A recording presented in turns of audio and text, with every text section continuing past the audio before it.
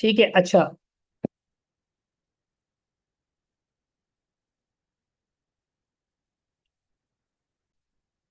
ठीक है भाई। तो हमारा जो आज का टॉपिक है वो है बेटा बेसिक स्टैटिस्टिक्स। और ये तमाम क्लास जो है इंशाल्लाह रिकॉर्डेड क्लास है, और ये इंशाल्लाह आपको आज रात यूट्यूब चैनल पर भी नजर आ जाएगी। ठीक है। बेसिक स्टैटिस्टिक्स के हवाले से हमारे पास बच्चों दो बड़े मेन टॉपिक्स हैं। टॉपिक नंबर वन है हमारे पास measure of central tendency. Measure of central tendency. ठीक है। और measure of dispersion. Measure of dispersion ये इन क्लास भी मैंने थोड़ा सा आपको डिस्क्राइब किया था। थोड़ा सा मैं पीछे से स्टार्ट कर रहा हूँ ताकि क्लियर हो जाए तमाम बच्चों के। ठीक है। और मेजर ऑफ सेंट्रल टेंडेंसी के अंदर बच्चों हमारे पास जो सबसे अहम चीज है, मेजर ऑफ सेंट्रल टेंडेंसी के अंदर जो हमारे पास अहम चीज है बच्चों, वो है कि हमारे पास चंद टॉपिक्स आते हैं और वो बड़े अहम टॉपिक्स होते हैं, लाइक मीन, अर्थमेटिक मीन। ठीक है। और मीडियन। ठीक है। ये सब एवरेजेस निकालने के लिए काम आते हैं, एवरेजेस। सही है। मॉड।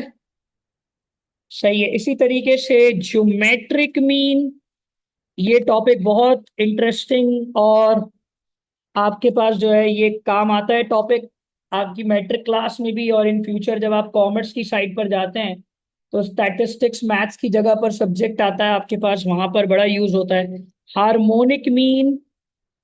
ठीक है। ये आपके पांच टॉपिक शामिल हैं बेटा मेजर ऑफ सेंट्रल टेंडेंसी के अंदर। और मेजर ऑफ डिस्पर्जन के अंदर बच्चों, मेजर ऑफ डिस्पर्जन के अंदर आपके पास रेंज। ठीक है। और स्टैंडर्ड डेविएशन। एक टॉपिक ये वाला है स्टैंडर्ड डेविएशन। और नेक्स्ट टॉपिक है आपके पास वेरिएंस। ठीक है। और उसके बाद नेक्स्ट टॉपिक है मीन डेविएशन। आप देख सकते हैं टॉपिक ज्यादा हैं। और एग्जाम में थोड़ा सा मैं आपको आइडेंटिफाई कर दूं, एग्जाम में इससे रिलेट एग्जाम में आपके पास दो सवाल आते हैं सेक्शन बी में। तो थोड़ा सा मैं आइडेंटिफाई करूं, ये वाली जो एक्सरसाइज है बच्चों, ये वाली जो एक्सरसाइज है वो है 22.4, बल्कि 22.5। और ये वाली एक्सरसाइज 22.3 है। बीच में आती है 22.4, वो भी इसी से रिलेटेड है, मतलब 22.3 से रिलेट ही है, आगे कंटिन्यू होती है। तो वो इतनी खास इंपॉर्टेंट नहीं है, उसमें ज्यादा क्वेश्चन इंपॉर्टेंट नहीं है, एक आध क्वेश्चन इसके अलावा। अदरवाइज जो है ना वो तमाम के तमाम क्वेश्चन 22.3 से ही आते हैं एग्जाम में, और 22.5 से ही आते हैं। अगर आप मुझसे पूछेंगे 22.3 से कौन कौन से सवाल एग्जाम में आए हैं, तो बेटा मैं आपको वाजे बता दूं, मीन, मीडियन, मॉड बहुत ज्यादा रिपीट हुआ है। ज्योमेट्रिक मीन, हार्मोनिक मीन सिर्फ एक ही दफा आया है, लेकिन ये रीसेंट ईयर्स में आया हुआ है। ठीक है ना। और स्टैंडर्ड डेविएशन, वेरिएंस, ये दोनों में से कोई भी एक आपके एग्जाम में आता है। ठीक है बेटा।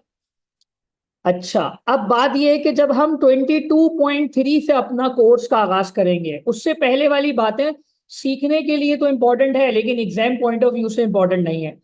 तो मैं चाहूंगा उसको मैं जरूर सिखाऊं, लेकिन अभी नहीं। ये चैप्टर एंड हो जाए तो मैं एक क्लास रख लूंगा, और उस एक क्लास के अंदर इसी तरह हम ऑनलाइन रख लेंगे। तो मुझे एक दो चीजें आपको पढ़ानी है जिसका ताल्लुक सिर्फ सीखने के हद तक है। ठीक है। तो पहले तरह मुझे तमाम बच्चे, कितने 41 स्टूडेंट्स अभी क्लास में मौजूद हैं, तो जरा सारे बच्चे मुझे बता दीजिए क्या ये क्लास की तमाम बच्चों को वॉइस क्लियर है, और जो बातें मैंने अभी तक आपके सामने खोल के रखी हैं क्लियर हैं सबको। ठीक है। तो जरा मुझे कंफर्म करिए, चैट पर लिख दीजिए शाबाश, वेरी गुड।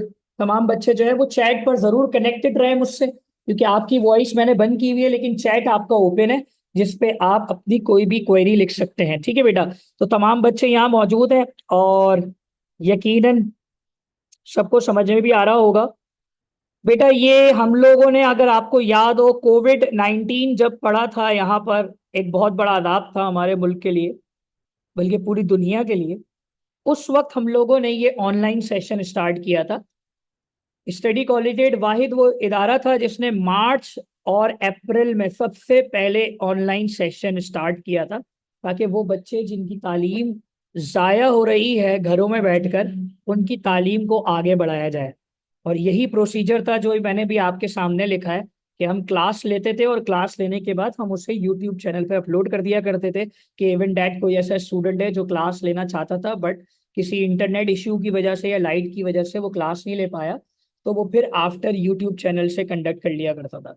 तो बेटा ये तमाम के तमाम लेक्चर्स रिकॉर्डेड होंगे, और ये क्लास लेने की वजह ये है कि इन फ्यूचर अगर कभी भी मुझे ज़रूरत पड़ेगी कि मैं आप लोगों की इस तरह की क्लास लेना चाहता हूँ, जो कि at the time of Sunday होता है अक्सर, जो किसी फारिग टाइम पर होता है, तो मैं इस तरह कंडक्ट कर लिया करूंगा ताकि आप लोगों का कोर्स में कोई नुकसान ना हो। ठीक है बेटा, तो हम स्टार्ट करते हैं। सबसे पहले इसकी मीनिंग क्लियर करते हैं। मीनिंग क्या है भाई? मीन। तो बेटा मीन किसे कहते हैं? मीन का वाज़ेह लफ्ज मैं आपको बताता चलूं। मीन को बहुत सादे अल्फाजों में हमने समझना है कि मीन होता है एक तरीके से, मीन को अगर हम बोलें तो बेटा मीन होता है आपके एवरेज का नाम है। मीन का मतलब है एवरेज। जस्ट लाइक अगर हम किसी भी एवरेज की बात कर लें, तो भाई एवरेज क्या होता है? जस्ट लाइक किसी भी दो चीजों की या दो से ज्यादा चीजों के दरमियान की एक ऐसी एवरेज वैल्यू जो उस पूरी क्वांटिटी की एक वैल्यू से डिफाइन कर दे, उसे एवरेज कहते हैं। मिसाल के तौर पर आपने, मिसाल के तौर पर,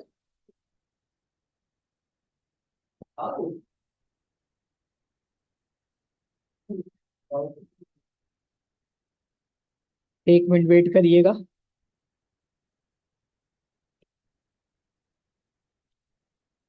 जी एक मिनट।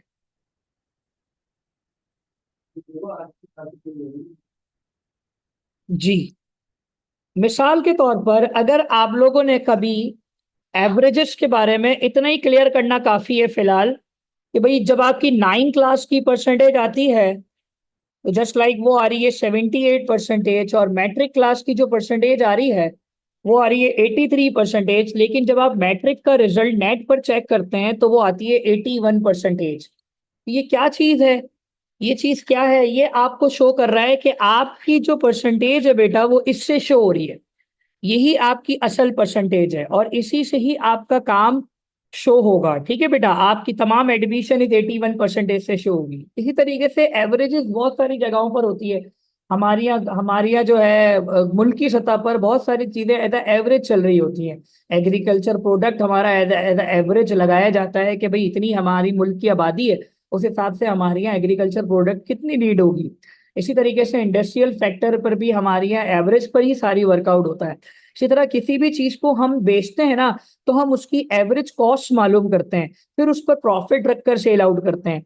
इसी तरह अगर हम एवरेज को डिफरेंट शेप में अगर नोट करें, लेट सपोज कि हम चले जाएं लाइक क्रिकेट साइड पे चले जाएं, स्पोर्ट्स साइड पे चले जाएं, तो बैट्समैन जो होता है बेटा, वो बैटिंग का एक एवरेज शो करता है। और उसकी बैटिंग एवरेज भी इसी तरीके से ही शो होता है कि जब बाबर आजम पहले नंबर पर बैटिंग पर था और T20 में भी था, तो उसका एवरेज बहुत अच्छा था, इसलिए उसे अ, जो है एवरेज उसका अच्छा माना जाता था। ठीक है बच्चों, तो अब बात क्या है? मीन। मीन क्योंकि बहुत इनिशियल टॉपिक है, तो मैं सबसे पहले मीन की बात करूंगा बच्चों। मीन में हमारे पास तीन किस्म के डेटा आएंगे, गौर से देख लीजिएगा। मीन, एवरेज, इसका सिंबल होता है एक्स के ऊपर बार। ठीक है बेटा। अच्छा, इसमें आपके पास डेटा तीन किस्म के होंगे। अनग्रुप, सही है। दूसरा डेटा होगा सिंपल फ्रीक्वेंसी, और तीसरा डेटा होगा ग्रुप फ्रीक्वेंसी। ये तीन किस्म के डेटा आएंगे आपके पास। Ungroup, simple frequency, group frequency. ठीक है भाई। तो जब मैं बात कर रहा हूं अनग्रुप की, तो बेटा अनग्रुप कहते हैं एक ऐसा डेटा जो बहुत छोटा डेटा हो, जिसे आपने खुद हासिल किया हो, जो इतना बड़ा ना हो। ठीक है, मतलब बहुत कह सकते हैं आप कि बहुत सिंपल और छोटा डेटा है। और जब हम सिंपल डेटा की बात करेंगे, छोटे डेटा की बात करेंगे, स्मॉल डेटा की बात करेंगे, तो उसके लिए काम थोड़ा छोटा होगा। ठीक है। सिंपल फ्रीक्वेंसी इस डेटा से थोड़ा सा बड़ा होता है, लार्ज होता है, थोड़ा सा बड़ा होता है। ठीक है ना। लेकिन जो ग्रुप होता है वो in the form of group होता है। ये आपका समझो, ये बिगर होता है, ये आपके पास सबसे ज्यादा बड़ा होता है। डाटा। और ये आमतौर पर आप खुद हासिल नहीं कर सकते, आपको कुछ सोर्सेज की नीड होती है कि आप इस डाटा को हासिल कर सकते हैं। ठीक है बच्चों। अच्छा, क्योंकि क्योंकि आप इस चीज को मानते हैं कि जब अनग्रुप, सिंपल फ्रीक्वेंसी और ग्रुप फ्रीक्वेंसी तीन किस्म का डाटा होगा, तो बेटा यही डाटा मीन के लिए भी होगा, यही डाटा मीडियन के लिए भी होगा, यही डाटा मॉड के लिए होगा, ज्योमेट्रिक मीन के लिए होगा, हार्मोनिक मीन के लिए होगा। इन शॉर्ट के डेटा तो आप पहचान लोगे कि भाई ये अनग्रुप है, सिंपल फ्रीक्वेंसी, ग्रुप फ्रीक्वेंसी, वो तो मैं बता दूंगा। लेकिन आपने फॉर्मूला जज करना होगा कि अगर ये अनग्रुप है तो अनग्रुप का क्या फॉर्मूला होता है, ग्रुप का क्या फॉर्मूला होता है, सिंपल फ्रीक्वेंसी का क्या फॉर्मूला होता है। तो बेटा आप तमाम बच्चे फर्स्ट ऑफ ऑल कैलकुलेटर निकाल लीजिए, मैं एक क्वेश्चन कराने जा रहा हूँ अनग्रुप का, अर्थमेटिक मीन का, और उसका फॉर्मूला भी एक्सप्लेन कर दूं। तो भाई हमारे पास तीन किस्म के फॉर्मूले आते हैं जी। सही है। हमारे पास यहां पर अगर मैं बात करूं अर्थमेटिक मीन की, किसकी बात करूं? अर्थमेटिक मीन की। तो बेटा अर्थमेटिक मीन में सबसे पहले अनग्रुप, ठीक है, जो छोटा डाटा होता है, फिर simple frequency, group, simple frequency कह लें आप, सिंपल फ्रीक्वेंसी, ठीक है, और उसके बाद आता है ग्रुप फ्रीक्वेंसी। ठीक है। जो सबसे बड़ा डाटा होता है उसे ग्रुप फ्रीक्वेंसी कहते हैं। ठीक है। हार्मोनिक और ज्योमेट्रिक आप टॉपिक वाइज पढ़ेंगे। फर्स्ट ऑफ ऑल हमने अर्थमेटिक मीन पढ़ा है। ठीक है। अच्छा, जो बच्चा क्वेश्चन चैट पे लिख रहा है उसको मैं साथ साथ जवाब दे रहा हूँ। ठीक है। अनग्रुप में आपको मैंने बताया सिंबल तो सब में एक है, सिंबल एक है। और सिंबल क्या है? तो भाई सिंबल आपके पास है जनाब, सिंबल है एक्स के ऊपर बार। ठीक है, इधर भी एक्स के ऊपर बार है, इधर भी एक्स के ऊपर बार है। ठीक है। अच्छा, इसका फॉर्मूला क्या है? Summation X upon N. By meaning इसको हम क्या बोलेंगे? Sum of observation divided by total observation. ठीक है। Sum of observation divided by total observation. अभी हम बात कर रहे हैं मीन की, अभी हमने मीडियन भी एक्सप्लेन नहीं किया, मॉड भी नहीं किया जी। क्लास 10 की क्लास चल रही है जनाब ये। ठीक है। तो आपको उसी के लिहाज से ही कंडक्ट करना है। ठीक है बेटा। अच्छा, आप जरा सुन लीजिए, ये मैंने आपके सामने लिख दिया कि भाई ये आपके पास डेटा तीन किस्म का होगा जी जनाब। Ungroup, simple frequency, group frequency. ठीक है। सिंपल फ्रीक्वेंसी का डाटा किस तरह होता है? तो अब मैं दोनों की पहचान ही बताऊंगा, पहले सिंपल देख लीजिए। इसके फॉर्मूले में थोड़ी चेंजेस है। Summation F x upon summation F, ये फॉर्मूला होता है सिंपल फ्रीक्वेंसी के मीन का। इसका मतलब भी वही है, total sum of observation divide by. But इसमें जो एफ है ना, वो किस चीज को शो कर रहा है? आप समझ रहे होंगे, वो शो कर रहा है फ्रीक्वेंसी को। किसको शो कर रहा है? फ्रीक्वेंसी को। ठीक है बेटा। इसी तरह जब ग्रुप की बात होती है तो बेटा ग्रुप में भी यही होता है, फॉर्मूला सेम होता है, summation F x upon summation F. और इसमें भी वही चीज शो कर रहा है कि एफ जो है वो किस चीज को शो कर रहा है? फ्रीक्वेंसी को शो कर रहा है। तो एक बात तो वादे रहे, सवाल में अगर फ्रीक्वेंसी का कॉलम दिया होगा, किसका कॉलम दिया होगा? फ्रीक्वेंसी का कॉलम दिया होगा, तो याद रहे फ्रीक्वेंसी के कॉलम को आप इन दो डेटा की मदद से बनाएंगे, या तो सिंपल फ्रीक्वेंसी या ग्रुप फ्रीक्वेंसी। तो इन दोनों में क्या फर्क होता है? इंशाल्लाह तीनों सवाल आज करेंगे। कैलकुलेटर्स आप सामने रखें। तो सबसे पहला सवाल करने जा रहा हूं मैं, आप लोग की तवज्जो होनी चाहिए। Question number 1। और क्वेश्चन क्या है? What calculate the mean. Calculate, कोई डिफरेंस नहीं होता, simple frequency group frequency same होता है। Calculate the mean. ठीक है। और डेटा आपके सामने मौजूद है 3, 5, ठीक है, 7, 9, ठीक है, और 11, 13, ठीक है, 15 एंड 17। ठीक है बेटा। तो माशाल्लाह 54 स्टूडेंट्स ये क्लास ले रहे हैं अल्हम्दुलिल्लाह। तो यकीनन सब बच्चों को मेरी वॉइस और मेरी तमाम बातें समझ में आ रही होंगी। ठीक है। और अच्छी तरह ही इसको नोट करेंगे सब। ये आपके पास डाटा आ गया। अच्छा, अब इस डाटा को मैं नाम दूंगा। ये डाटा आपका नाम हो गया भाई, ये हो गया आपका अनग्रुप का डाटा। कौन सा डाटा? अनग्रुप डाटा हो गया। क्यों अनग्रुप डाटा हुआ? क्योंकि इसमें फ्रीक्वेंसी नहीं है, इसमें सिर्फ एक्स की वैल्यूज है। यानी एक डाटा गिवन है जिसमें नंबर की सीरीज चल रही है, उसे हमने एक्स का नाम दे दिया। ठीक है बेटा, तो ये एक्स की सीरीज है। तो जब एक्स की सीरीज में डाटा होता है तो याद रहे हमेशा, डाटा जो होगा वो जहन में रहे कि डाटा जो होगा बेटा वो अनग्रुप कहलाएगा। अब हमें काम क्या करना होगा, बहुत सिंपल वर्क करना है। हमने हमने कुछ नहीं करना, हमने सिर्फ और सिर्फ एक कॉलम साइड पे मेंटेन किया एक्स का। और अब हम उठाएंगे कैलकुलेटर और इन तमाम नंबर्स को सम करेंगे, 3, 5, 7, 9, 11, ठीक है, 13, 15, 17। उठाइए अपने अपने कैलकुलेटर्स और आप लोग ही मुझे टोटल करके बताएंगे कि समीशन एक्स क्या निकल रहा है और चैट पे लिख देंगे। देन हम उसे फॉर्मूले में पुट करेंगे, summation x divided by n. देखें बेटा, सिंपल ग्रुप का जो अनग्रुप का फॉर्मूला होता है वो यही होता है। तो बेटा हमने फॉर्मूला पुट करना है, समीशन एक्स अपॉन एन। ठीक है, अच्छा तो जरा टोटल आप जल्दी से कर लीजिए। ये आपका टोटल है डाटा का टोटल। सबसे पहले सारे बच्चे करिए, टोटल क्या निकल रहा है भाई? जी जनाब, एक बच्चे की तरफ से आया है, टोटल 80 निकल रहा है। तो जरा सारे बच्चे कंफर्म करें, टोटल 80 ही निकल रहा है सबका। शाबाश, अब देखते जाए भाई मीन। अब हम क्या करेंगे, देखें टोटल 80 ऊपर आ चुका है, ठीक है भाई। लेकिन ये जो एन है ना, एन नंबर ऑफ टर्म्स, ये वाला ये क्या कहलाएगा, जितने नंबर हमें दिए हुए ना सवाल में, इसको काउंट करेंगे। तो जरा काउंट करो कितने डेटा हुए, 1, 2, 3, 4, 5, 6, 7, 8। तो बेटा इसको 8 से डिवाइड कर देंगे।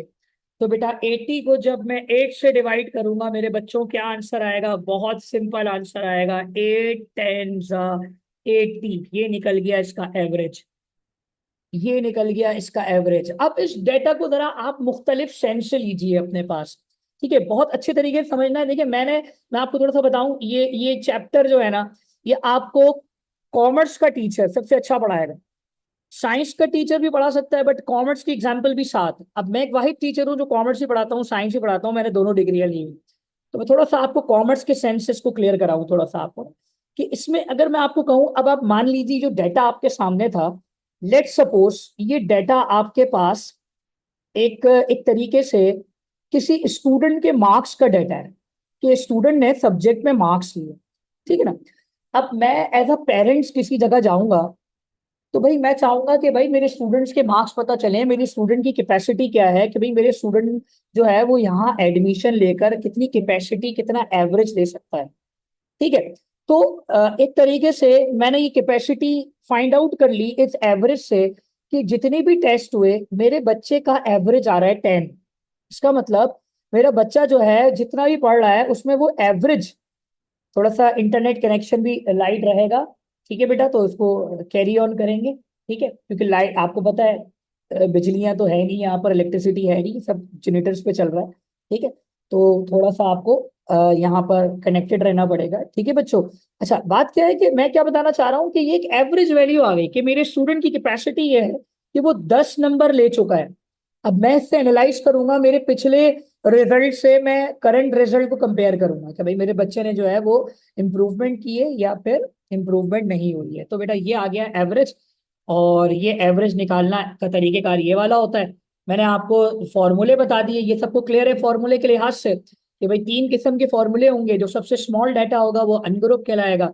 और देन आफ्टर ये मैंने आपके सामने टॉपिक्स लिख दिए थे, जिन बच्चों ने लेट ग्रुप ज्वाइन किया है वो भी देख लीजिए, major of central tendency, measure of dispersion. और हमने जो स्टार्ट किया है अभी करंट टॉपिक वो है arithmetic mean, major of central tendency. और ये आपके लिंक करता है 22.3 से, और एग्जाम में इधर से अलग से सवाल आता है, ठीक है बेटा। तो यकीनन हर बच्चे को क्लियर हो गया होगा ये वाला सवाल, जरा चैट पे लिख दीजिए जल्दी, शाबाश। क्लियर है सबको? चैट पे नजर आ रहा है सबको? क्लियर है? ठीक है, ठीक है बेटा, यस, ओके ओके, बेहतरीन हो गया माशाल्लाह। सारे बच्चे भाई अप टू डेट है। चलें अब एक डाटा कराऊंगा मैं सिंपल फ्रीक्वेंसी का। यानी अभी मैंने तुम लोगों को अनग्रुप का डाटा कराया है मेरे बच्चों, अब मैं तुम लोगों को कौन सा डाटा कराऊंगा, सिंपल फ्रीक्वेंसी का। तो बेटा सिंपल फ्रीक्वेंसी, देखिए बेटा हमारे यहाँ ना मार्केट में ये चीज मशहूर है कि पाकिस्तानी बच्चा ऑनलाइन में फेल था, यानी उसे ऑनलाइन में बिल्कुल भी समझ नहीं आया। लेकिन आप तमाम बच्चे इस बात को समझते हैं कि भाई ऑनलाइन भी एक बहुत बड़ा प्लेटफॉर्म है जहां हम अपनी पढ़ाई को कंटिन्यू कर सकते हैं। और स्टडी कॉलेजिएट वाहिद वो इदारा था जिसने कोविड में सबसे पहले ऑनलाइन सेशन दस्तगीर में स्टार्ट किया था। ठीक है भाई, अच्छा चलें, अब मैं एक नया सवाल स्टार्ट करने जा रहा हूँ। क्वेश्चन नंबर 2, एक डाटा है आपके पास, कैलकुलेट, सही है, calculate arithmetic mean from the following data. ठीक है, अब हम इसको स्टार्ट करते हैं। सही है, हमारे पास डाटा है just like age in years. Data बहुत इंटरेस्टिंग है, एज इन ईयर्स। ठीक है, नंबर ऑफ स्टूडेंट्स। ठीक है, और हमने क्या किया, फर्स्ट ऑफ ऑल हमने इसका एक टेबल बना लिया। ये इसका एक टेबल बना रहा हूं, ठीक है भाई। तो भाई एज आ गए, लेट सपोज 15, 16, 17, 18, 19, 20। तो अब मैं डेटा फिल करता हूँ, 15, 16, 17, 18, सही है, 19, 20। ठीक है बेटा, ये डाटा है आपके पास। और नीचे 3, 4, सही है, 4, 6, सही है, 5, 3। ठीक है बेटा, ये डाटा आ गया आपके सामने। ठीक है, अच्छा अब जो ये डाटा है ना बेटा, ये जो डाटा आ रहा है आपके सामने, इस डाटा में सबसे अहम बात क्या बोलेंगे हम लोग? सबसे अहम बात बोलेंगे हम कि भाई ये डाटा आपका सिंपल फ्रीक्वेंसी का है। उसकी वजह सुनिए, इसमें सिर्फ एक्स नहीं है, एफ भी है, फ्रीक्वेंसी जिसे हम कहते हैं। अब हमें कैसे पता है ये एफ है? क्योंकि नंबर ऑफ स्टूडेंट तादाद को कहते हैं, देखें तादाद।